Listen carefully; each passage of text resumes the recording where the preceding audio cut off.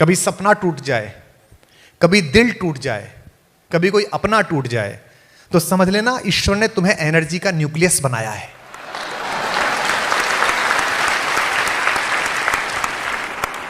अगर कभी मन में ये आए कि यहां ये बात अटक गई, ये बात नहीं हुई, कोई भी लक्ष्य तुम्हारे जीवन से बड़ा नहीं है। सबसे बड़ी चीज तुम्हारी खुद की जिंदगी है, सबसे पहली चीज तुम्हारी है।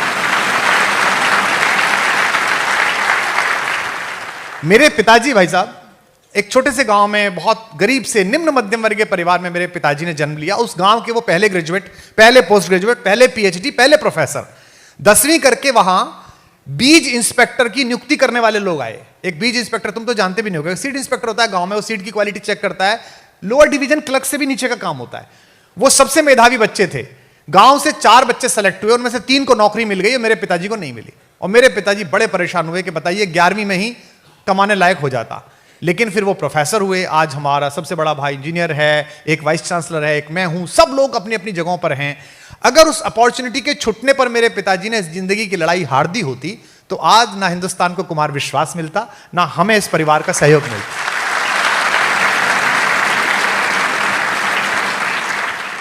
आज संयोग से कलाम साहब का दिन भी है, हम उन्हें भी याद कर रहे हैं। और मेरा सौभाग्य है कि मुझे उनके दर्शन के और सत्संग का अवसर मिला। वो भी आपको पता है कि एनडीए में सेलेक्ट नहीं हुए थे। और उसके बाद जब उन्होंने पूछा शिवानंद स्वामी से कि मैं क्यों सेलेक्ट नहीं हुआ, तो शिवानंद स्वामी ने कहा कि तुझे जहाज उड़ाने के लिए नहीं भेजा ईश्वर ने, तुझे किसी बड़े काम के लिए भेजा है। और आज पूरी दुनिया में मिसाइल लॉन्चिंग में हम सबसे नंबर 1 है। पूरी दुनिया की मिसाइल हम उड़ाते हैं। तो खूब मेहनत करो, खूब पढ़ो। एनआईटी, आईआईटी, आरईसी कहीं ना कहीं एडमिशन हो जाएगा। 1% अगर ऐसा लग रहा है कोई चीज नहीं हो रही है, मेहनत में कमी नहीं करनी है। लेकिन तुम्हारे मां बाप का सबसे बड़ा सपना क्या था और क्या है? जिनके माता पिता हैं या जिनके माता पिता नहीं है, उनका सबसे बड़ा सपना क्या था? मेरी बेटी से मैंने एक दिन पूछा, वो बाहर पढ़ी है और आप अपना काम करती है, अपनी एक इंडस्ट्री चलाती है। मुझे इतना अच्छा लगा उसका जवाब। मैंने उससे पूछा कि बेटा लाइफ में तू क्या करना चाहती है?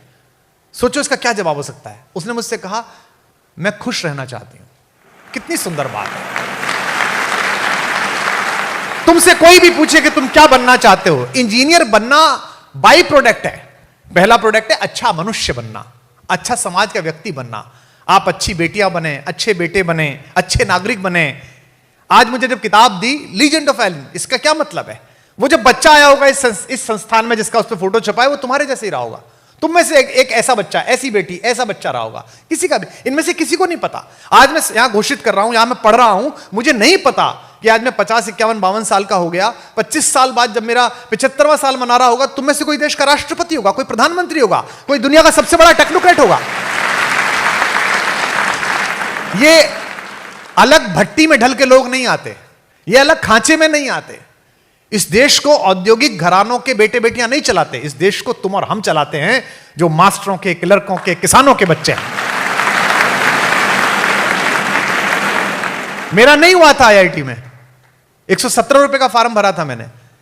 कैलकुलस कमजोर थी और ऑर्गेनिक कमजोर थी, नहीं हुआ। कोई दिक्कत नहीं, मैंने 117 का फॉर्म भरा था। आज की डेट में मैं आईआईटी से 117 करोड़ वसूल कर चुका हूं, पूरे देश के आईआईटी से।